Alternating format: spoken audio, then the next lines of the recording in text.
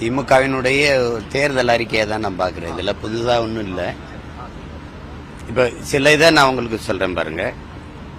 21 இந்த சிங்கார சென்னை இந்த கூவத்தை சுத்தம் பண்ணுறதுன்னு ஒரு நிதிநிலை அறிக்கையில் நிதி ஒதுக்கி சொன்னாங்க. 23 அப்போ நிதியமைச்சராக இருந்த மதிப்புமிக்க ஐயா பழனிவேல் தியாகராஜன் அவர்கள் இது படித்தாங்க.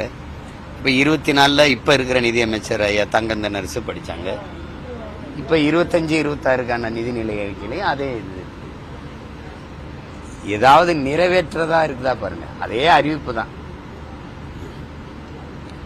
இன்னும் நீங்க பாத்தீங்கன்னா நொய்யல் ஆறே முடிஞ்சிருச்சு, கொன்னுட்டாங்க எல்லாம், சாக்கடை தண்ணியாக்கி சாயக்கழிவாக்கி நீடிச்சிட்டாங்க.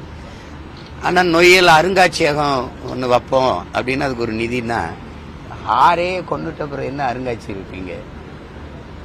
அங்க நாவல்னு ஒரு அருங்காட்சி வைப்போங்கிறீங்க, சரி கடற்கரையில் வைப்போங்கிறீங்க. இதில் அதில் என்ன அருங்காட்சியில் எதை வைப்பீங்க? எலும்பு கூட எடுத்து வைப்பீங்களா, இல்லை எவ்வளோ படகு பறிச்சுட்டு போயிருக்கான்னு வைப்பீங்களா? ஏன்னா ஈழத்தமிழர்களுக்கு 87,000 ரூபாயில வீடு கட்டி கொடுப்போன்றாங்க ஒரு வீட்டுக்கு. மனச்சான்றோட சொல்லுங்க, கழிவறை கட்டுறதுக்கே 2.5 லட்சம் ஆகுது. ஆனால் உங்கள் அப்பாவுக்கு நினைவிடம் எவ்வளவு, எத்தனை கோடியில் கட்டினீங்க? குறைஞ்சது 200 கோடி இருக்கும். நீங்க சொன்னது 88 கோடி அப்படின்னாலும் இது ஏதாவது ஒண்ணு ஆக்கப்பூர்வமா இருக்காப்ப. இப்பதான் புதுசா நாங்கெல்லாம் திரும்பி பேசுறதுனால அது பாமக மாதிரி இயக்கங்கள் தனியா வேளாண்மைக்கு, நான் 2016 ஆட்சி எப்படி நடத்தவும்ல வேளாண்மைக்கு அதிக முன்னுரிமை கொடுத்து நிறைய செய்திகளை கொடுத்தோம். அதுல இப்ப தனியா வேளாண்மைக்குன்னு ஒரு நிதிநிலை அறிக்கை சொல்றாங்க.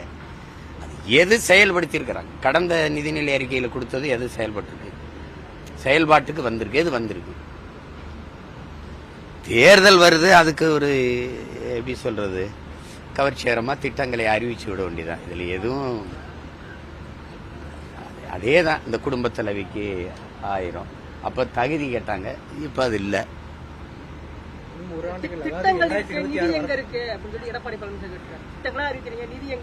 அது ஐயாட்டையும் தான் கேட்கணும். 9.5 லட்சம் கோடி கிட்ட கடனை கொண்டு வந்துட்டீங்க. நம்ம என்ன கேட்கிறோம்? நீங்க 8.5 லட்சம் கோடியோ 9.5 லட்சம் கோடியோ வருவாய் பெருக்கு இருக்குது, மின் கட்டணம் உயர்ந்திருக்கு, சொத்து வரி உயர்ந்திருக்குது, எல்லாமே உயர்த்திட்டீங்க. பேருந்து கட்டணத்திலிருந்து எல்லாம் உயர்த்திட்டீங்க. சரி, 8.5 லட்சம் கோடியே வைப்போம். 9 லட்சம் கோடி சொல்றாங்க, சரி 8.5 லட்சம் கோடின்னு வச்சோம். இவங்க 4 லட்சம் கோடி கிட்ட கடன் பெற்றிருக்காங்க இந்த 4 ஆண்டுகள்ல. இந்த கடன் தொகையை வைத்து இந்த நாட்டு மக்களுக்கு நிறைவேற்றப்பட்ட ஒரு நலத்திட்டம், கல்வி எல்லாருக்கும் அடிப்படை. ஒரு நாட்டின் வளத்திலே ஆகச்சிறந்த வளம் அறிவு வளம் தான். அதை ஏழை பணக்காரன் உயர்ந்தவன் தாழ்ந்தவன் என்று பாகுபாடு இல்லாம எல்லாருக்கும் சரியான சமமான கல்வி கிடைக்க நான் ஒரு திட்டத்தை கொண்டு வந்து நிறைவேற்றிட்டேன். என்ன கெஜ்ரிவால் பண்ணியிருக்காரு? கெஜ்ரிவால் டெல்லிக்கு போனீங்கன்னா அரசு பள்ளிக்கூடங்கள் நட்சத்திர விடுதியில் அளவுக்கு உயர்த்திட்டு, அதனாலதான் அவர் 2வது முறையும் வெல்ல முடிஞ்சது. கேரளா செய்து தனியார் பள்ளிகளுக்கு படையெடுத்து போற பிள்ளைகளின் எண்ணிக்கை 30 விழுக்காடை அரசு பள்ளியை நோக்கி திருப்பி இருக்குதாரு. அந்த மாதிரி ஒண்ணும் இல்ல. சாலை வசதி இல்ல, தலைநகரிலே மழைநீர் கழிவுநீர் வடிந்தோட கட்டமைப்பு இல்ல, தடையற்ற மின்சார உற்பத்திக்கு எந்த திட்டமும் இல்ல. எல்லாம் தனியாருக்கு தான் தாரை வைக்கப்படுது. சூரிய ஒளி மின் பூங்காவோ காற்றாலையோ எல்லாம் தனியாருக்கு தான். வேற என்ன இருக்கு? உயிர்காக்கும் மருத்துவம் மிக முக்கியமானது. ஆகச்சிறந்த மருத்துவ கட்டமைப்பை நான் என் நாட்டு குடிகளுக்கு கொடுத்துருக்கேன். இந்த 8.5 லட்சம் கோடி கடனை வாங்கி இவ்வளவு நாங்க பண்ணியிருக்கோம். தடையற்ற மின்சாரம் கொடுக்கறதுக்கு மின் உற்பத்தி திட்டங்களை கொண்டு வந்திருக்கோம். நல்ல போக்குவரத்து கொண்டு வந்திருக்கோம். நீங்க பாக்குறீங்க, நீங்க அது கேலியா சாதாரணமா எடுத்துக்கிறீங்க. உட்கார்ந்து ஓட்டுறதுக்கு பின்பக்கம் கதவு இல்ல, இந்த பக்கத்து கதவு பிஞ்சுக்கிட்டு போகுது. அப்படியே தானே ஓடுது பேருந்துகள், அரசு பேருந்துகள். இதனால் நிறைவேற்றப்பட்டது என்ன? இந்த வாங்கின கடனுக்கு குறைஞ்சது 50,000 கோடிக்கு மேல வட்டி கட்டுறோம். 50,000 கோடிக்கு சாராயம் விற்கிறோம். ஒரு நாடு சாராயத்தை வித்து தெருவங்கும் சாராய கடையில் திறந்து வச்சுட்டு நாட்டு மக்களின் நலத்திட்டங்கள், சட்டம் ஒழுங்கு என்றெல்லாம் பேசுவது எவ்வளவு வேடிக்கையானது, எவ்வளவு வேதனையானதுங்கிறதை அறிவார்ந்த எனது இன சொந்தங்கள் சிந்திச்சு பார்க்கணும். இது எந்த வழியில நியாயம்னு சொல்லு. மகளிருக்கே 1000, பல லட்சக்கணக்கான பெண்கள் தாலி எடுத்துட்டாங்க. குடிச்சு கணவனை பறி கொடுத்துட்டு குடும்பத்தில் இருக்க தலைவர்களை இழந்துட்டு குடும்பத்தை வழி நடத்துறதுக்கு ஆட்கள் இல்லாம தட்டுக்கட்டு நிக்குது. எத்தனையோ குடும்பங்கள் நிக்குது.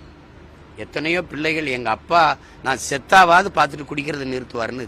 ஒரு கல்லூரிக்கு போன 2ஆம் ஆண்டு படிக்கிற பிள்ளையே மது குடிச்சு இறந்து போற அளவுக்கு நம்ம நாட்டின் நிலைமை இருக்கு. அதிகமா போதைப் பொருட்கள் விற்கிற இடம் பள்ளிக்கூடங்கள், கல்லூரிகள், வழிபாட்டு தலங்கள். கஞ்சா சாக்லேட் வந்துருச்சுன்ட்டு என்னுடைய உறவினர்கள்லாம் ஆசிரியர்களா இருக்கிறவங்க என்கிட்ட கொடுக்குற குற்றச்சாட்டு தான். எல்லா பிள்ளைகளும் ஒரு மயக்க நிலையிலே வந்து உட்கார்ந்து இருக்குது. என்னத்தை பாடம் நடத்தி என்ன செய்யுது? அரசுக்கு தெரியாது இதெல்லாம் நடக்குதுன்னு சொல்றத எப்படி ஏற்கிறது சொல்லுங்க. இந்திய அரசு 78,000 கோடி தான் ஒட்டுமொத்த இந்தியாவுக்கே கல்விக்காக ஒதுக்கியிருக்காங்க. நாங்க 46,000 கோடியை ஒரு மாநிலத்துக்கே ஒதுக்கியிருக்கோம் அப்படிங்கிறது அமைச்சருடைய. ஒதுக்கி நடந்தது என்ன? எல்லா தனியார் கல்வி நிறுவனங்களையும் நடத்துறவர்கள் அமைச்சர் பெருமக்கள், ஆட்சி அதிகாரங்களில் இருக்கிறவர்கள் தான். கல்வியை தனியார் முதலாளிகளின் லாபம் ஈட்டுகிற தொழிலாக மாற்றிவிட்டு சமமான கல்வி, அது சம உரிமை, அது தரமான கல்வி என்றெல்லாம் பேசுவது எப்படி இருக்கு? பிள்ளைகள் படித்து கொண்டிருக்கும் போதே மேல இருக்க மேற்கூரை கிடிஞ்சு விழுந்து தலையில விழுந்து உடஞ்சு போகுது. சாப்பிட்ற தட்டில் நீங்க தான் வெளியிட்டீங்க, காணொலிகள் நீங்க தான் செய்தியில போட்டீங்க. சாப்பிட்ற தட்டில் மேற்கூரை விழுந்து விழுந்து விழுகிறது. அந்த அளவுக்கு தான் நமக்கு இருக்கு. 300 பெண் குழந்தைகள் படிக்கிற பள்ளிக்கூடத்தில் ஒரு கழிவறை கூட இல்லை. நான் எடுத்து உங்களுக்கு அனுப்பிட்டா அடிப்படை கட்டமைப்புங்கிறது எதுன்னு இருக்குல்ல. அப்ப கல்விக்கு கொடுக்க மாட்டீங்க, மருத்துவத்துக்கு கொடுக்க மாட்டீங்க, போக்குவரத்து கொடுக்க மாட்டீங்க, குடிநீர் விநியோகம். ஒரு நாட்டின் குடிமக்களுக்கு தவிச்ச வாய்க்கு தண்ணி கொடுக்க முடியல, நீ எதுக்கு அரசுன்னு பேசிக்கிற? உன் நாட்டு குடிகளுக்கு குடிக்க ஒரு தரமான தண்ணீரை கூட உன்னால கொடுக்க முடியல. எங்க தாத்தா காமராஜ் காலத்துல போத்தல் அடைச்சு குடிச்சிட்டு இருந்தோமா? வேற எங்க அண்ணா காலத்துல அப்படித்தான் இருந்துச்சா? முதலிங்க ராஜாஜி காலம், பக்தவச்ச காலங்கள்ல தண்ணி இப்படி விற்பனை பொருளா இருந்ததா? தண்ணி மனிதனோட தேவை மட்டுமா? உலக உயிர்களின் உயிர் தேவை இல்லையா? அது புல்லு, பூண்டு, செடி, ஆடு, மாடு, நாய், நரி, கொக்கு, குருவி, சிங்கம், புலி, கரடி எல்லாருக்கும் தேவைப்படுது இல்ல? அதை ஏன் நீ சந்தை பொருளாக்குன? அது யாரு விற்கிற? அந்த முதலாளி எங்க வச்சு சுத்தி இருக்கிறா? அது குடிக்கிற திறன்ல இருக்குன்னு யாரு சான்றிதழ் கொடுக்கறது? இந்த கேள்வியெல்லாம் யாரு எழுப்புறது? ரொம்ப கடினம். எல்லாம் உயரமா இருக்கு, கட்டடம் உயரமா இருக்கு. உயரமா இருந்த மலைகள் தரமட்டமாகுது. வேகமா போற அகலமான நீளமான சாலைகள் போடப்படுது. இதெல்லாம் வளர்ச்சின்னு ஒரு கட்டமைப்பு நமக்கு உருவாக்கப்படுது. வண்டி நிறைய பெட்ரோல் இருக்கு, 2 கோடிக்கு கார் இருக்கு. காருக்கு பின்னாடி திறந்தா டிக்கியில காலி குடங்கள் 4 இருக்கு. அது வளர்ச்சி இல்ல வறட்சிங்கிறோம். நம்ப மறுக்குது மானுட மனம். அது ஏன்னு தெரியல. இது எங்க போய் நிக்கும்னா அது நாங்க நம்ம மாதிரி ஆளுங்க பைத்தியக்காரன் போலவும் வேடிக்கை ஆள் போலவும் தெரியுது. இப்போதைக்கு தெரியுது. ஒரு நாள் வரும், அருகில இலங்கையில் நடந்தது, பக்கத்துல பங்களாதேஷில் நடந்தது, இங்க நடந்தால் அது சின்ன ஒரு மாநில அளவுக்கான நிலப்பரப்பு, மாநில அளவுக்கான மக்கள் தொகை. ஆனா இங்க அப்படி இல்லை. 150 கோடி மக்களை தொட்டுட்டோம். 156 லட்சம் கோடிக்கு மேல இந்தியா கடனை பெற்றுச்சு. தமிழ்நாடே அதுல 10 லட்சத்தை ஐயா ஸ்டாலின் அவர்கள் இறங்கும் போது 10 லட்சம் கோடியா வந்து நிறுத்திடுவார். அமைச்சர் செந்தில் பாலாஜி வந்து சட்ட ரீதியா சந்திப்போம் அப்படி எதுவும் நடக்கவே இல்லை, எந்த தகவல் அறிக்கை சொல்றாங்கன்னு தெளிவா சொல்லவே இல்லை சொல்றாங்க. முதல்ல 1 லட்சம் கோடினாங்க, அப்புறம் என்ன நடந்தது இல்லை 1000 கோடிக்கு சுருங்கி இருக்கு. இது சட்ட ரீதியா சந்திப்போங்கிறாங்க. ஒரு துறையில் போத்தல் வித்தது 1000 கோடிங்கிறாங்க. உலகத்துக்கே தெரியும் 10 ரூபா போத்தலுக்கு மேல வித்தாங்கன்னு, நள்ளிரவுல விற்கிறாங்கன்னு தெரியுது. முதல்ல ஒரு வரையறை இருந்தது, 12 மணிக்கு திறந்து இரவு 10 மணிக்கெல்லாம் மூடணும்னு ஒரு வரையறை இருந்தது. இப்ப 24 மணி நேரம் விற்கப்படுது, எல்லாருக்கும் தெரியுது. உங்களுக்கே தெரியும், சேலம், இந்த திருநெல்வேலி, ராமநாதபுரம், இந்த மாவட்டங்கள்லாம் சாராய இந்த டாஸ்மார்க் சரக்கு விற்பனை ஏன் குறைஞ்சிருக்குன்னு மாவட்ட ஆட்சியாளர்கள் விற்பனை மேலாளர்களை கூப்பிட்டு கருத்து கேட்டு கூட்டம் போட்டது இருந்ததா இல்லையா? அரசு பள்ளிகளுக்கு மாணவர்கள் வருகிற எண்ணிக்கை குறையுதே, அதற்கு காரணம் என்ன அப்படின்னு ஒரு ஆய்வு செய்தா சரி, படிக்க வர மாணவர்களின் எண்ணிக்கையை கூட்டுவதற்கு யோசிக்கிறாங்கன்னு வரும். குடிக்க வர மக்களின் எண்ணிக்கை குறையுதே, அதுக்கு காரணம் என்னன்னு கேட்டா அந்த மாதிரி ஆய்வு செய்தா அதை எதை நோக்கி நாம போய்கிட்டு இருக்கோம்னு யோசிக்கணும். ரூபாய்க்காக எழுத்துரு ஒரு தேவநாகரிக வேணாம் அப்படிங்கறதுக்காக நாங்க ரூபா மாத்திருக்கோம் அப்படிங்கறாங்க. தேவநாகரிகம்? அது தேவநாகரிக எழுத்த முதல்ல கொண்டு வந்த பெருந்தகை யாரு? நீங்க கேள்வி கேட்டீங்க, அண்ணன் பதில் சொன்னல. இந்த எழுத்தை சேலத்தை சேர்ந்த ஒரு தம்பி, அது தெரியுது, வடமொழி எழுத்து இந்தி, அதை செயல்படுத்தின பெருமகன் யார்? தலைவர் கலைஞர் அவர்கள். அப்படிதானே? இப்ப அதை மாத்தி ரூபாய மாத்த ரூ எந்த தமிழ் எழுத்து ரா ரூ இதுல தொடங்கும். இரவே இரவுன்னு போடுவோம், ராகமே ராகம்னு வராது, இராகம் அப்படின்னு எழுதுறோம். உங்களுக்கு புரியுதுல்ல? ரூபாய் அப்படின்னு தான் நம்ம அதை பயன்படுத்தி இருக்கோம். நம்மளுடைய காசு தான் வெள்ளக்காரனுடைய கேசுனே மாறி இருக்கு. அதை ரூன்னு மாத்திட்டதுனால என்ன தமிழ் இந்தி ஒளிஞ்சு தமிழ் மீண்டுருச்சா? தமிழ் மீட்சிக்கு திடீர்னு தங்கை பிரியா வந்து ஒரு வாரத்துக்குள்ள நீங்க எல்லா விளம்பர பலகையிலையும் தமிழ்ல நீங்க படம் எடுக்க உங்க நிறுவனத்து பேர்லாம் தமிழ்ல மாத்திடுவீங்களா? ஒரே வாரத்துல. முதல்ல தங்கச்சி பிரியா தமிழ்ல தடுமாற்றம் இல்லாம பேசுமா? ஹெவி ரெயின் ஃபால் ஆயிருக்கு, அதானே அப்படித்தானே பேசுறீங்க? தமிழ் பேசவே வரல. யாராவது ஒருத்தர் ஒரு 5 நிமிட நேரங்க 5 நிமிடத்துக்கு தமிழ் பேசுங்க, தடுமாற்றம் இல்லாம பேசுங்க. அப்ப அப்படி இருக்குல்ல பள்ளிக்கூடத்தில் உங்கள் முதல்வர் குடும்பத்தில் நடத்துற பள்ளிக்கூடத்தில் தமிழ் பேசினா தண்டம் கட்ட சொல்றீங்களா இல்லையா? எதுவும் தெரியாம நாங்க பேசுறோமா? உங்கள் பள்ளிக்கூடங்களில் இந்தி பயிற்று பாடமொழியா இருக்கா இல்லையா?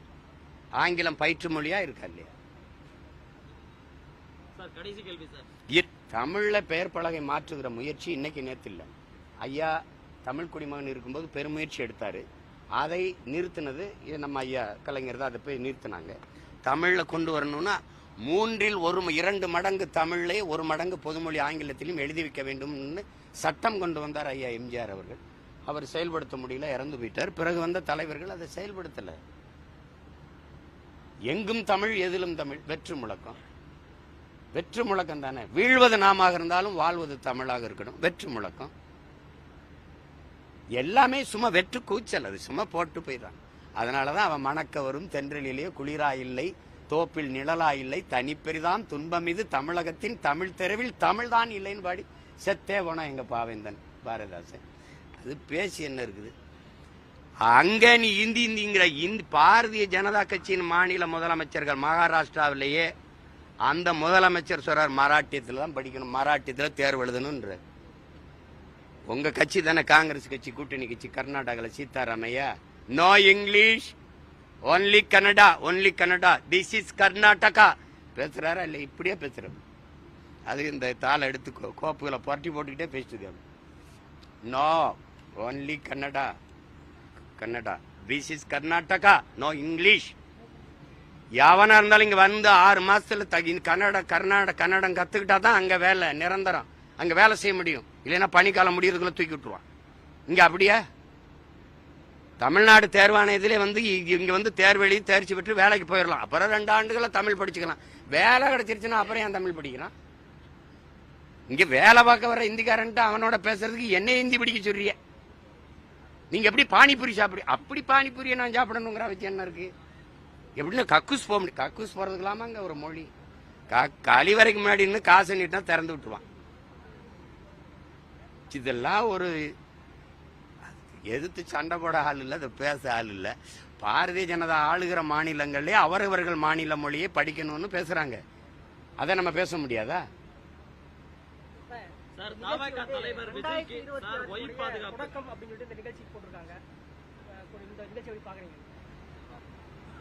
தொடக்கம்னா அவ்வளவுதான் முடிய போகுது. 2026 அது தேர்தலுக்கான தொடக்கம்.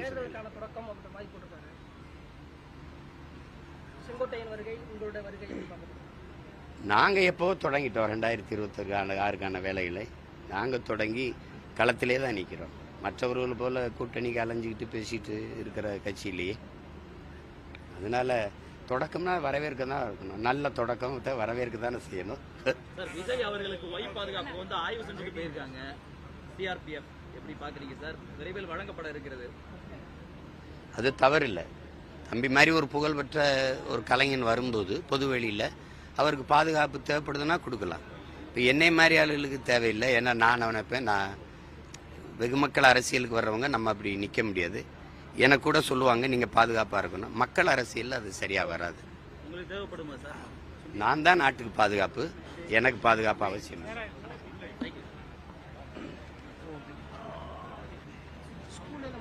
திமுக